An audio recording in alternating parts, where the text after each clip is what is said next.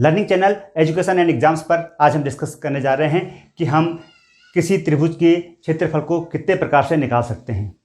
तो स्टूडेंट्स, त्रिभुज का क्षेत्रफल अगर हमको निकालना हो तो हमारे दिमाग में एक सीधा सा फॉर्मूला आता है कि the area of triangle is base into height upon 2 से हम निकाल सकते हैं।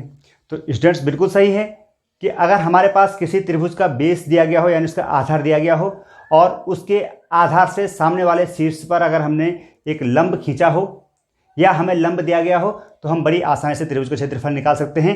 कुछ ऐसे त्रिभुज हैं इनका क्षेत्रफल हम इस सूत्र से निकालते हैं और सूत्र है area of triangle is equal to base into height upon 2।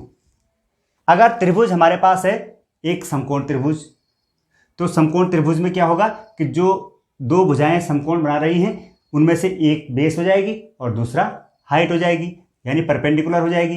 तो अगर ये वाला त्रिभुज है PQR जो कि एक राइट एंगल ट्राइंगल है तो इसका एरिया हम क्या लिख सकते हैं, एरिया इक्वल टू जाएगा, इसका बेस है 8 सेंटीमीटर और इंटू परपेंडिकुलर है इसका 6 सेंटीमीटर एंड डिवाइडेड बाई 2, तो ये हो जाएगा 48 डिवाइडेड बाई 2 यानी 24।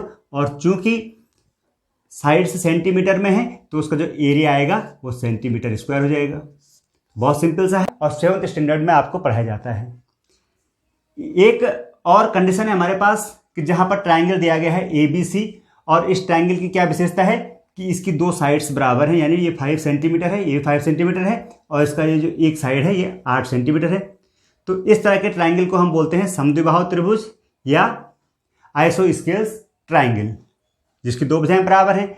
अब स्टूडेंट्स, यहां पर कंडीशन ये है कि त्रिभुज की तीनों भुजाएं हमें दे रखी हैं, लेकिन सूत्र में हम लिखते हैं बेस इंटू हाइट अपॉन 2। तो जैसे यहां पर बेस था और जो दूसरी भुजा थी वही हाइट हो गई थी, यहां पर बेस 8 सेंटीमीटर है और दूसरी भुजा है ये इसकी हाइट नहीं है यानी इस पर 90 अंश का कोण नहीं बना रही है और ये साइड भी इस पर 90 अंश का कोण नहीं बना रही है। तो इस तरह के त्रिभुजों का एरिया हम कैसे निकालेंगे, तो ये कंडीशन है ये जबकि आपके पास एक आइसोस्केल ट्राइंगल है और दूसरी कंडीशन ये वाली जबकि आपके पास त्रिभुज है इक्विलैटरल यानी कि अब यहाँ पर तीनों भुजाएं बराबर है, ये 6 सेंटीमीटर का है, ये भी 6 सेंटीमीटर है और ये भी 6 सेंटीमीटर है।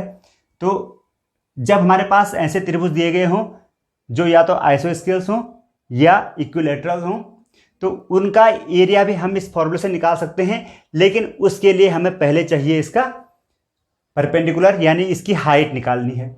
हाइट का मतलब क्या है कि आप जिस भी साइड को बेस मानते हैं, अगर आप इस साइड को बेस मानते हैं तो इसको जो सामने वाला वर्टेक्स है इस पर एक परपेंडिकुलर ड्रॉ करना है, एक 90 अंश का कोण बनाती हुई रेखा खींचनी है।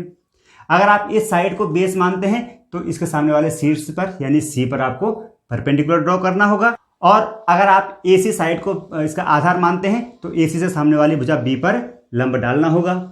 तो सामान्यतः हम क्या करते हैं कि इस भुजा को मानते हैं हम आधार, इस पर डालते हैं एक लंब 90 अंश, ये लंब हो गया और इसका नाम रख दिया आपने सपोज AD। तो जैसे ही हमने साइड BC पर शीर्ष A से लंब डाला AD तो जो त्रिभुज था ABC उसके दो पार्ट हो गए, पहला पार्ट और दूसरा पार्ट। और स्टूडेंट्स, आपने ट्राइंगल वाले चैप्टर में पढ़ा है कि अगर ABC एक समद्विबाहु त्रिभुज है तो अगर आप अनकॉमन साइड पर एक परपेंडिकुलर ड्रॉ करते हैं तो ये साइड को दो बराबर भागों में बांट देता है और दो बराबर भागों में बांटने का मतलब क्या होगा, BD इज इक्वल टू हो जाएगा DC। और अगर आप देख रहे हैं कि BC पूरे 8 सेंटीमीटर थी तो BD हो जाएगी यहाँ से 4 सेंटीमीटर और ये वाला एंगल है 90 डिग्री क्योंकि आपने परपेंडिकुलर ड्रॉ किया है। तो अब ये ट्राइंगल जो बन गया ADB ये बन गया राइट एंगल ट्राइंगल यानी समकोण त्रिभुज और ADC भी बन गया एक समकोण त्रिभुज और ये दोनों त्रिभुज हैं सर्वांग सम। तो यहाँ पर आप क्या करेंगे, एक त्रिभुज का क्षेत्रफल निकालेंगे और उसका दुगुना कर देंगे तो जो बड़ा त्रिभुज है उसका क्षेत्रफल निकल जाएगा। और क्षेत्रफल निकालने के लिए आपको चाहिए बेस इंटू हाइट। तो अगर छोटा त्रिभुज लें, हम त्रिभुज ABD लें तो ये राइट एंगल ट्राइंगल है, इसका बेस तो हो गया 4 सेंटीमीटर और हाइट हो गई AD,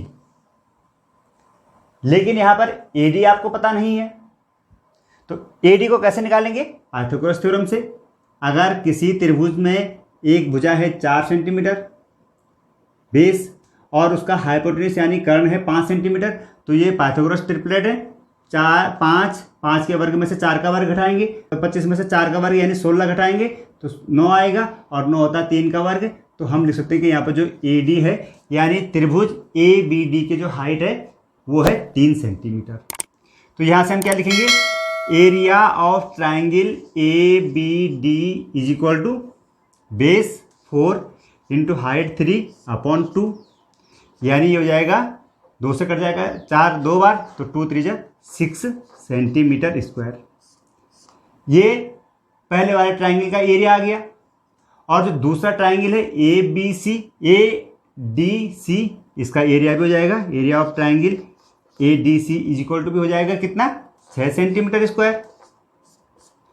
और जो ट्राइंगल बड़ा वाला ट्राइंगल था, जो आइसोस्केल ट्राइंगल है, ट्राइंगल ABC, तो इसका अगर हम एरिया निकालें तो हो जाएगा 6 + 6 यानी 12 सेंटीमीटर स्क्वायर। ठीक है। और अगर इसका हाइट पहले से हमें दी गई होती तो पूरे ट्राइंगल के लिए हम बेस लेते 8 और हाइट लेते 3, तो 8 3 जा 24 और उसको 2 से डिवाइड करते तो फिर से 12 सेंटीमीटर आता। ठीक है स्टूडेंट्स। और सेम यही कंडीशन क्या है, यही कंडीशन हम इसके लिए भी लगा सकते हैं। जो एक समबाहु त्रिभुज है, समबाहु त्रिभुज से भी अगर आप परपेंडिकुलर ड्रॉ करेंगे तो ये भी 2 बराबर भागों में बांटेगा। इसमें और इसमें सिर्फ अंतर ये है कि तीसरी भुजा भी बराबर हो गई।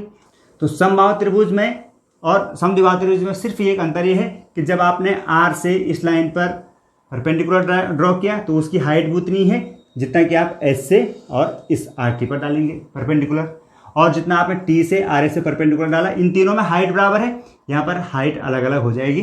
तो यही अंतर है। तो इसका क्षेत्रफल भी आप निकाल सकते हैं इस मेथड से। ठीक है स्टूडेंट्स। अब हम एक और ट्राइंगल देखते हैं जहां पर है, यह है ट्राइंगल XYZ, और यहां पर क्या दिया गया है, साइड XY है 40 सेंटीमीटर, YZ बराबर है 25 सेंटीमीटर और ZX बराबर है 35 सेंटीमीटर। तो इस तरह के ट्राइंगल को बोलते हैं स्केलन ट्राइंगल या विषमबाहु त्रिभुज, ऐसा त्रिभुज जिसकी कोई भी भुजाएं बराबर नहीं है। तो इस तरह के त्रिभुज में हमें हाइट निकालना जरा मुश्किल हो जाता है। अगर हम Y से XZ पर एक लंब डालते हैं तो हम ये पता नहीं कर सकते कि इसने 35 सेंटीमीटर वाली जो लाइन है उसको किस अनुपात में काटा है, वो बराबर तो हो नहीं सकती। तो वो उसके जो 2 पार्ट हुए हैं उनकी क्या लेंथ है, इसको निकालना मुश्किल है। तो इस फॉर्मूले से इस तरह के सवालों को हल करना मुश्किल हो जाता है। तो अब हम कैसे इसका क्षेत्रफल निकालेंगे। तो इस तरह के प्रश्नों को हल करने के लिए एक मैथमेटिशियन थे हीरोन, और उन्होंने एक फॉर्मूला दिया है जिसको हम बोलते हैं हीरोन्स फॉर्मूला। और स्टूडेंट्स, इस फॉर्मूले को हम कैसे लिखते हैं, अगर हमें इस त्रिभुज का क्षेत्रफल निकालना है तो हम लिखेंगे area of triangle is equal to होता है स्क्वायर रूट का साइन लगाएंगे सबसे पहले, और स्क्वायर रूट के अंदर आपने 4 चीज़ें लिखनी है स्टूडेंट्स। पहला है S, और इसकी मल्टीप्लाई कर देनी है S माइनस A से, फिर इसकी मल्टीप्लाई कर देनी है S माइनस B से, और चौथी चीज़ हो जाएगी S माइनस C। ध्यान से समझेंगे, इन सारी टर्म्स का मतलब मैं आपको बता रहा हूं अभी। S क्या है, ABC क्या है, इस चीज़ को आप लिख लेंगे। सबसे पहली चीज़ तो मैं बताता हूं आपको कि जो ये फॉर्मूला है इसमें जो ABC आ रखी है, ये ABC हैं त्रिभुज की साइड्स ऑफ ट्राइंगल। ठीक है। और जो S है इसको बोलते हैं सेमी पेरीमीटर ऑफ ट्राइंगल, यानी त्रिभुज का अर्ध परिमाप। अर्ध परिमाप कैसे निकालेंगे, भुजाओं को जोड़ देंगे और उसको आधा कर देंगे। तो S को हम लिख सकते हैं यहाँ पे तीनों भुजाओं का योग A + B + C और डिवाइडेड बाई 2। तो ये 2 चीज़ें आपको ध्यान रखनी है। पहले तो आपने तीनों भुजाएं जो दे रखी है उनको ABC लिख देना है, उसका सेमी पेरीमीटर निकाल देना है S, और जब आपके पास S मिल जाएगा तो आप S माइनस A निकाल लेंगे, S माइनस B भी निकाल लेंगे और S माइनस C भी निकाल लेंगे, और इस फॉर्मूले में मान रख देंगे तो आपको मिल जाएगा त्रिभुज का क्षेत्रफल। तो आइए हीरोन के सूत्र से पहले इस त्रिभुज का क्षेत्रफल निकालते हैं और फिर इसमें ट्राई करते हैं कि क्या इस मेथड से अगर हम इस त्रिभुज का क्षेत्रफल निकालेंगे तो इतना ही आएगा या नहीं। तो स्टूडेंट्स इस त्रिभुज के लिए आप देखेंगे side A is equal to है, सपोज आपने लिया 40 सेंटीमीटर पहली side, B is equal to आपने ले लिया 35 सेंटीमीटर और सी इज इक्वल टू आपने ले लिया 25 सेंटीमीटर। अब आपको लिखना है सेमी पेरीमीटर, तो सेमी पेरीमीटर होगा S is equal to A plus B plus C upon 2।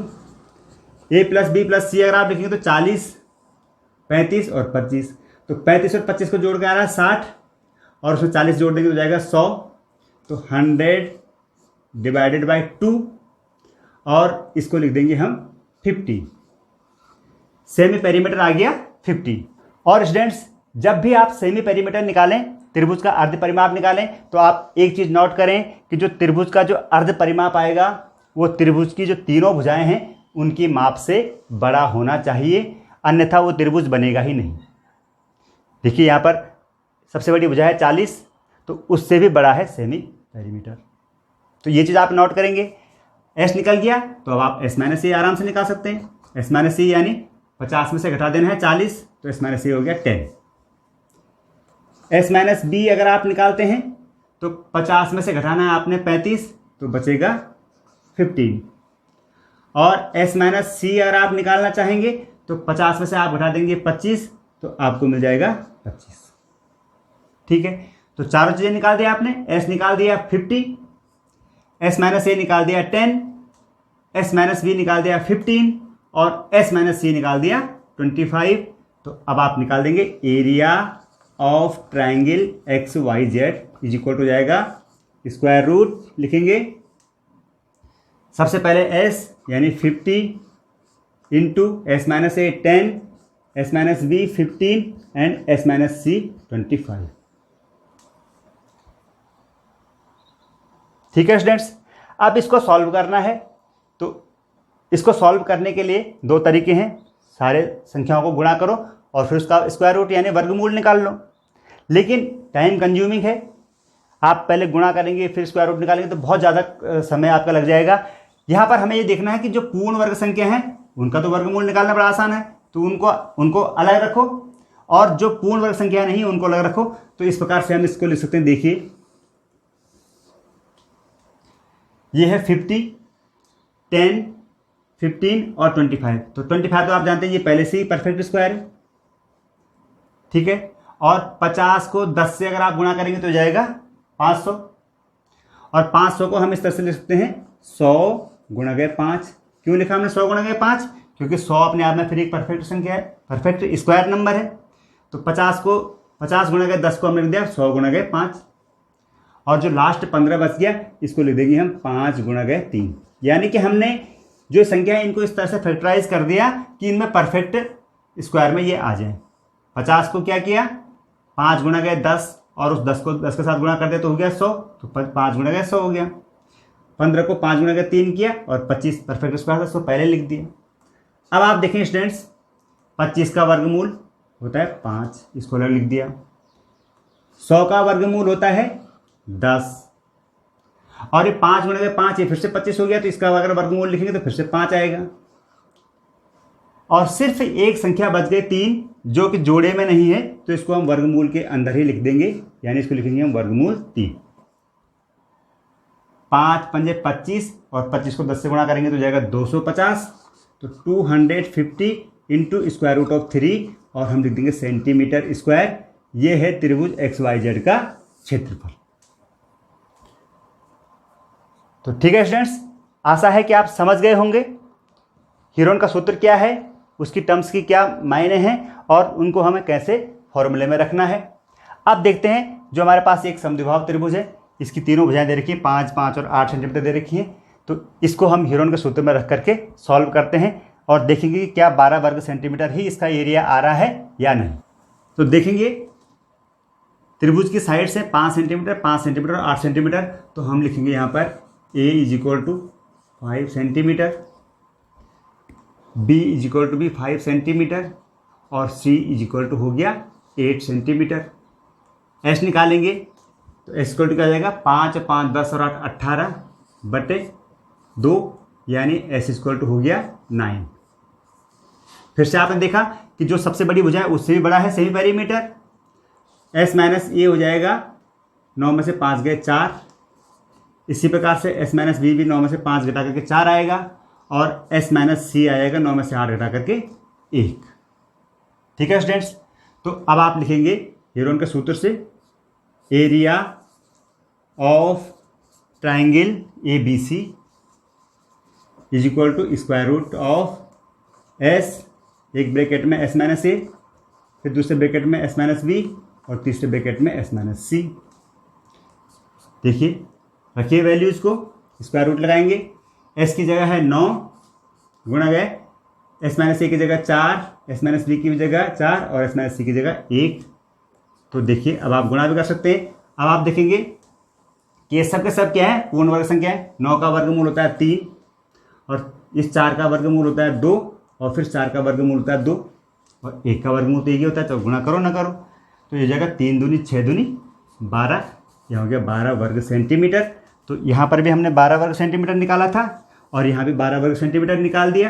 तो आप इस फॉर्मूले से किसी भी त्रिभुज का क्षेत्रफल निकाल सकते हैं। अब देखिए स्टूडेंट्स, जो समबाहु त्रिभुज है जहाँ पर कि ए बी 6 है, बी भी 6 है और सी भी 6 है, तो अगर हम इसको निकालेंगे तो यहाँ लिखेंगे ए की जगह 6, बी की जगह भी 6 और सी की जगह भी 6। एस क्या हो जाएगा, 6 और 6 12 और 6 18/2, फिर से 9 आ गया। और एस माइनस ए हो गया, 9 में से 6 घटाएंगे तो आएगा 3। एस माइनस बी भी 3 और एस माइनस सी भी 3। ठीक है, अब त्रिभुज है आर एस टी, तो हम लिखेंगे area of triangle R S T is equal to square root of S into S minus A into S minus B into S minus C. और वैल्यूज रखेंगे अगर तो एस की जगह है, पहले तो स्क्वायर रूट लगा देंगे साइन, एस की जगह है 9 इंटू 3 इंटू 3 इंटू 3। अगर आप देखेंगे तो 9 का स्क्वायर रूट 3 और ये 3 इंटू 3 फिर से 9 हो गया, यानी इसका स्क्वायर रूट निकालेंगे तो फिर से 3 हो जाएगा। और जो लास्ट वाला 3 है ये स्क्वायर रूट के अंदर बच गया। ठीक है, तो ये हो जाएगा 3 3 9 और वर्गमूल 3 सेंटीमीटर स्क्वायर। तो ठीक है स्टूडेंट्स, हेरोन के सूत्र में इतना ही है।